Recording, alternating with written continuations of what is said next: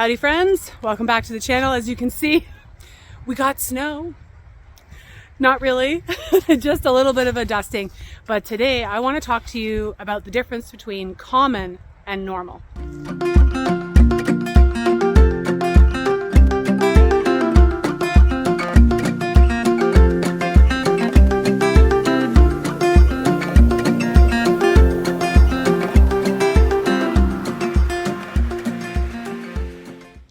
Seems like whenever I have the urge to film these, I've got firewood to take care of. What my husband's been doing, I'll turn the camera around. He's been chopping smaller pieces, so then we just fill the rack inside from those. So all I have to do is fill up the wheelbarrow and bring some in. Not too difficult of a job. But I didn't want to talk to you about firewood.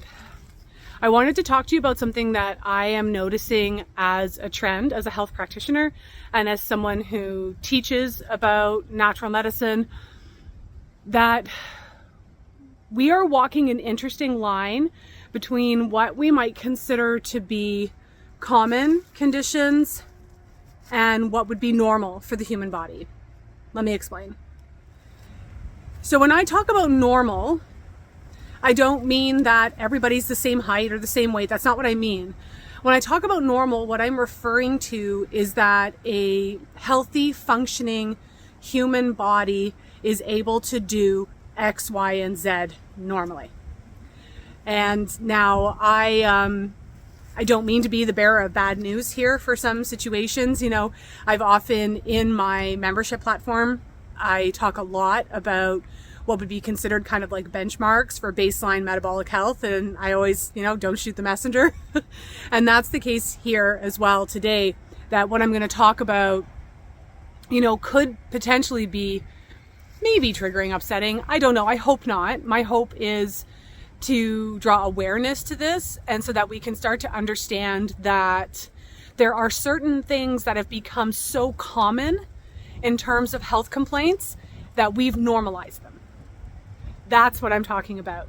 It is not normal for menstruation to be painful. So let's take menstrual cramps, backache, mood swings, low blood sugar during that time, any of the potential symptoms that we may experience during a menstrual cycle. They happen so frequently now that we consider it normal. And it's not. It's just common. And that is a big difference, and also kind of speaks to, as a species, what we're moving through in terms of health. Another one that I see a lot of, and it's interesting because I've been in clinical practice now, I always forget how many years, but it's been a while. It's been a while. And I've noticed a sharp incline in the number of medications that my clients are on. So for example, in a healthy, functioning, normal body, we do not require any medications to take care of any of our bodily functions. So we don't require blood pressure medication to regulate our blood pressure. We don't need medications to help with things like blood sugar levels or depression, anxiety, sleep, bowel movements, any of those things. Those systems are perfectly designed to function all on their own. But now, most people are on medications for something. And again, it's become so common that we normalize it. And my worry with normalizing it, so let's take something like depression and anxiety. It's a big theme that I'm seeing. Let me know in the comments if it's something you're noticing in your family, peer groups. Maybe you're a practitioner as well and you're seeing it in clinic. A lot of people are anxious and depressed. And that's not normal. To me, is it a symptom of, there's a very loud truck. Is it a symptom of what we're moving through as humans? Is it a byproduct of our society, of the pressures that we put on ourselves, the constant attachment to screens? And yes, I understand the irony of filming a video about this while you're watching this on a screen. I get it. Constant stimulus with social media, bombardments with emails, having to be, you know, the perfect employee, the perfect spouse, the perfect parent, getting all of our kids off to all the things. You know, are we more just seeing almost commentary on what's going on in our lives? And there's so many more examples of this. A really, again, common example of this would be endocrine disruptions. I'm seeing so many more people with blood sugar issues, fertility issues, you know, adrenal fatigue, problems with energy, all of that kind of stuff. And again, like, I'm asking myself, because it becomes so commonplace, you know, gather a group of people, you know, 15 people, and ask who's moving through this type of prognosis or you know, imbalance in the body. And I guarantee you more than 50%, probably 75% would be like, oh yeah, that's me. And because so many of us are experiencing these things, we have thought it's normal. And I hear my clients say that, oh, well, you know, I'm on medications for this and this, but that's normal. And I'm like, ooh, as a health practitioner, to me, there's a slippery slope there, because if we start to normalize what are actually metabolic dysfunctions in the body, then we don't even understand what true health is anymore. And I also think that potentially it takes some responsibility off of our plates to make the lifestyle changes and shifts that need to happen. Maybe we need to exercise or move more. Maybe we need to get toxins out of the home and out of our bodies. Maybe we need to eat cleaner, healthier food.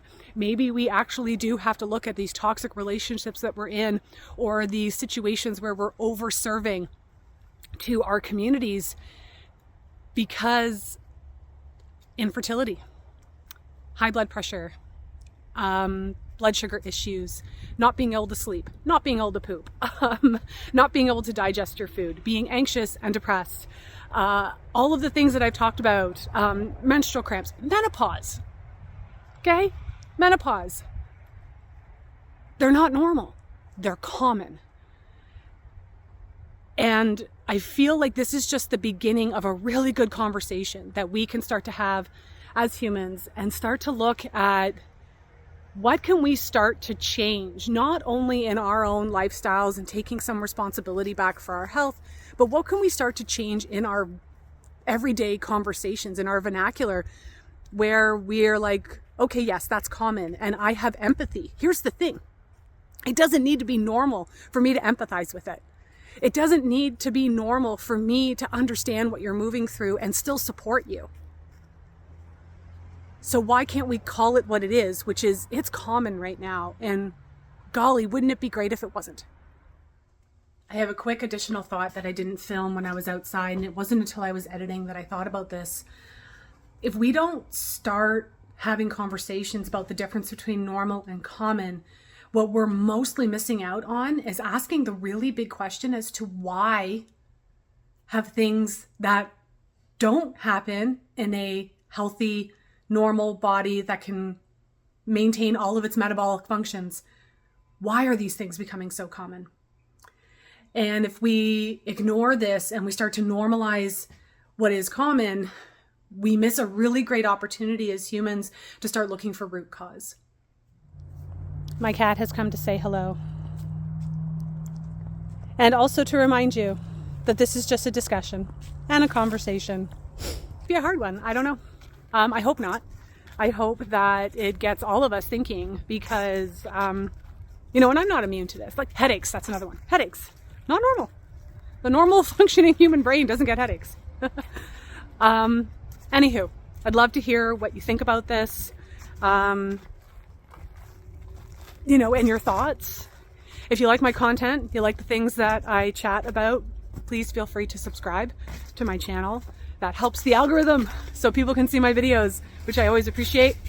I'll be back with a few more. I'm actually filming a couple today, so I'm sure you'll see me in hopefully a few days, if not maybe a week or so. So until next time, this is Corinne from Spiraea Herbs, wishing you health and wellness.